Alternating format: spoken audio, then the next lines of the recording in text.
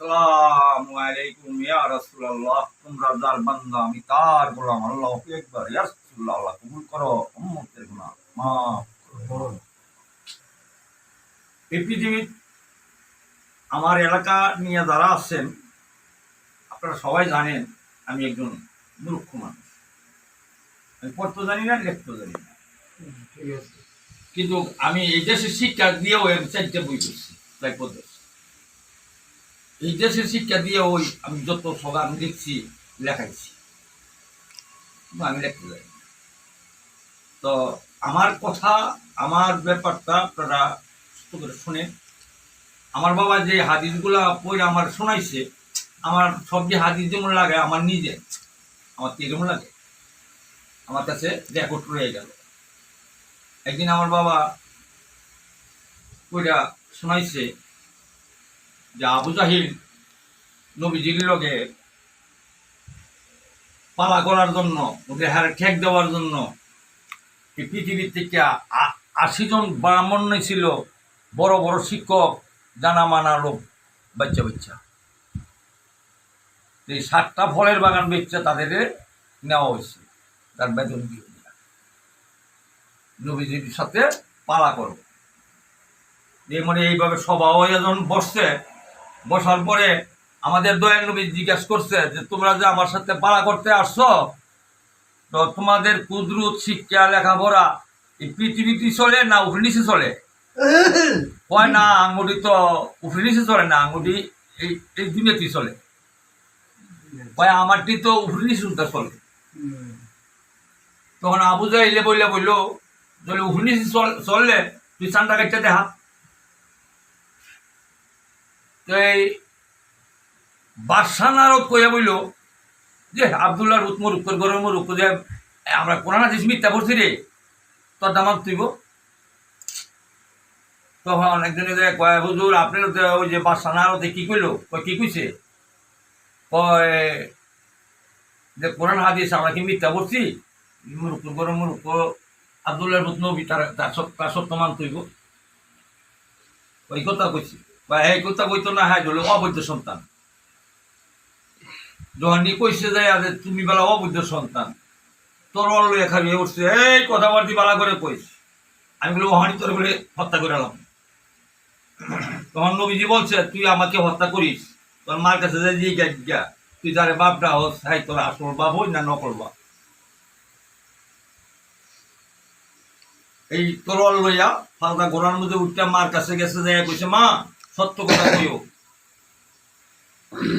সত্য কথা কইবা, আমি কার ফুট ওই লাগবে তোমার গলা কাটবো, নাইলে নবীর গলা কাটবো, নাইলে আমি নিজের গলা নিজে কাটবো, একটা গলা কাটবই আমি।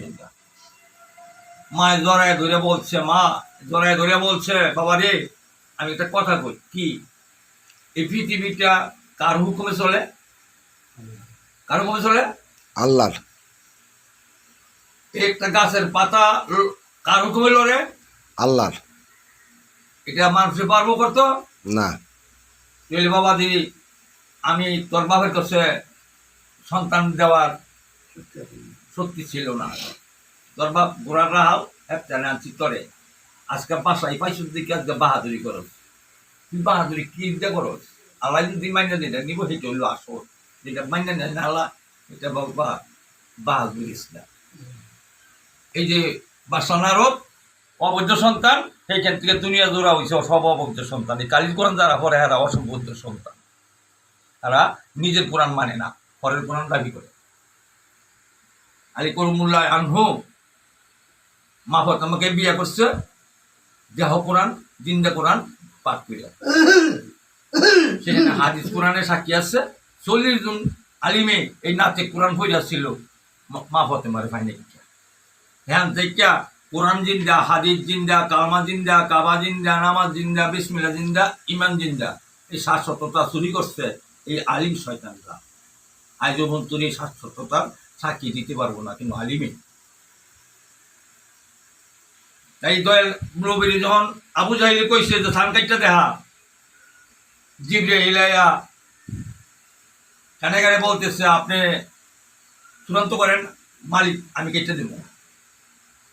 তখন এই যে আবু জাহেলের লোকে চূড়ান্ত করে যে আপনি কাটতে দিলে মানেন হওয়া মানি। তখন চান আঙুলটা বাড়ি দিতে সাত আঙুল দিয়া চান কাটটা দুই বলে যায় কাপ্তাছে তরালে যাইয়া। তখন আবু জাহেলে কয় দেখালা কত বড় জাদুগিরি তামানতে চৌধু কথা পাইছে এই জাদুঘরের লোকে তোমরা ভাবতা না। না এই যে কিন্তু যেদিন আমাদের দয়াল নবী বলছিল যে ফরজ সন্নত নফল ওয়াজিব বেতের সাক্ষী জানো না নামাজ পড়ে, এই নামাজ পড়বো বালুকণার মধ্যে 70 বেগরে চেষ্টা করবো, আল্লাহ তুলে নেবে না আরস মহলে, আল্লাহ না করছে আমার লোকে। যখন এই কথা কইছে তামান আলিম গাছে বিচার দিচ্ছে আবু জাহেলের কাছে যে আপনার বাইশটা কি কইছে ভাই, আমরা যে নামাজ পড়ি এই নামাজ বলা তুলে নিবে না, এই নামাজ বলা বালুকণার মধ্যে ঘর একটা 70টা করে আল্লাহ তুলে নিবে না আরস মহলে, আল্লাহ বলা না করছে আপনার বাইশটা তুমি লোক না করছে না, তো না করলে তুই আমি যে বিচার করি তোমরা মানবা ওই কি মানবো? হ্যাঁ জানো যে ভাই হ্যাঁ মাইরা হ্যাঁ খাড়াই দিবা 3 দিন তুলে রাস্তা করে দিবা, তোমার লোকে না যাইবো হ্যাঁ নাম না আমার করবে, আমি হার বিচার নাম নিয়ে যাচ্ছি কে রাজি আমরা রাজি যাও। উঠলো আসর আজান দিল, সবাই নামাজ পড়তো মসজিদে গেল। আবু বকর পাশের থেকে দৌড়ে যায় বলছে যে দৌড়গিট আপনার তো আপনার চাচা হুকুম দিচ্ছে মেরা লাউলের জন্য, এই পৃথিবীতে আর কেউ আপনার রাখবে না, মেরা নেব, আপনি কি করবেন করেন। তাই আবু বকর নিয়ে ওই দৌড়ে পলায় কুয়ার মধ্যে আল্লাহ নিজে ব্যবস্থা করিয়া মাকড় রাড্ডা কতুর হইয়া ডিম ফাইয়া সে দিকে বয়ে রয়েছে। একজনে কয় হয় এটা বিক্রি ফলাইছে, আরেকজন কয় ওই ফলে মা ওর বসা বান্ধা ধার হইলে ওই কতুরটা দেওয়া ডিম ফাইয়া বয়ে রয়েছে, না এই কতুরটা নষ্ট করিস না আয় বল এটা নাই অন্য আমরা বিচার। এই যে অন্য আমরা বিষয়টা আর পাই নাই, যাই কইছি যে আপনার পাইলাম না, পাইবা কেমন হাই দাদি কই তাই সামনে সামনে আউটে যায়। এই যে আমাদের বিশ্ব নবী দয়াল নবী সে নামাজের শেষে মেরাজ করে গেল, সেখানে মুসা কি দিল যে আসসালামু আলাইকুম ইয়া রাসূলুল্লাহ, আসসালামু আলাইকুম ইয়া হাবিবুল্লাহ, আসসালামু আলাইকুম শাফিউল মুজলিমিন, আসসালামু আলাইকুম ওয়া রাহমাতুল লিল আলামিন। এই সে নবী হইয়া আবার কোন নবীরে কইল রহমাতুল লিল আলামিন?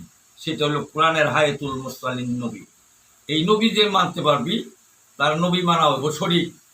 আর এই যে মদিনার কবর পূজা করে আর মক্কা পাথর পূজা করে, এটি হইল ওই যে সনাতন ধর্মের মূর্তি পূজা, এটি আল্লাহর পূজা না। আল্লাহর পূজা হইতে হলে তাজিমি নামাজ, ভক্তি নামাজ, দিদারের নামাজ, পাঞ্জাতন পাঞ্জেগানার নামাজ আর সমাজের নামাজ, 6 প্রকারের নামাজ লাগবে। 6 প্রকারের নামাজ যে জানে তার নামাজে মুমিনের নামাজ, নামাজে মেরাজ।